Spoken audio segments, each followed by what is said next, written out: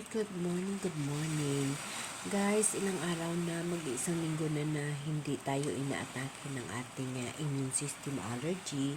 But kagabi, naparami ako ng kain ng talong, yung nilagang talong lang na walang lasa.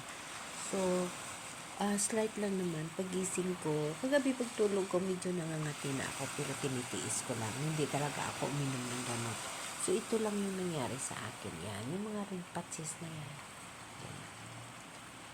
Kakunti lang ang nangyari sa akin. Yan, yan. Ganyan. So, pero ito naghahabang, yung parang makapal siya. So, pagising ko guys, yung runny nose, and then yung hindi pa ako nagbahing. So, medyo slight lang yung nangyari sa akin. Hindi ko siya muna inuman ng gamot. Pakikiramdaman ko siya. Para naman na makokontrol ko na hindi ako makainom lagi ng gamot. So, as I said guys, sa serology, kung sino ang talaga na, yung tinatawag na sa medical, ang serology positive, alam niyo kung ano, diba? So, yun na nga guys, allergy sa dugo yung dumadali sa atin. So, slight lang, talong lang naman kinain ko ng mga 6 siguro na slice o nilagang talong na. So, buong katawan ko yung may mga patsis-patsis na maliit, pero maliit lang. Unlike before na talagang napakadami. So, salamat sa alkaline water.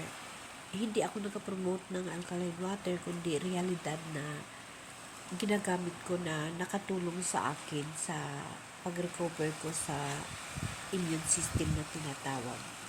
So, dito sa dagat guys, dati lagi ako naliligo. Ngayon, hindi na ako makaligo-ligo kasi nga lalo akong nagka-allergy sa tubig dagat. Tubig dagat kami guys. Ayan.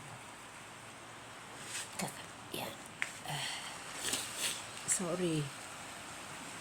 So, pagkatapos ko ng video, mag-take a bath at kakain ako and then iinom na ako ng gamot. Ganon ang immune system positive.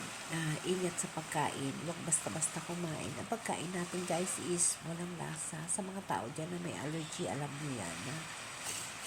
Ay, sorry. Ganon guys, pag atakihin ako, running nose, at saka yung mga red patches. Okay guys, thank you so much. Update lang ako ng health natin. Red patches, yung BP natin is normal na. Okay, bye guys!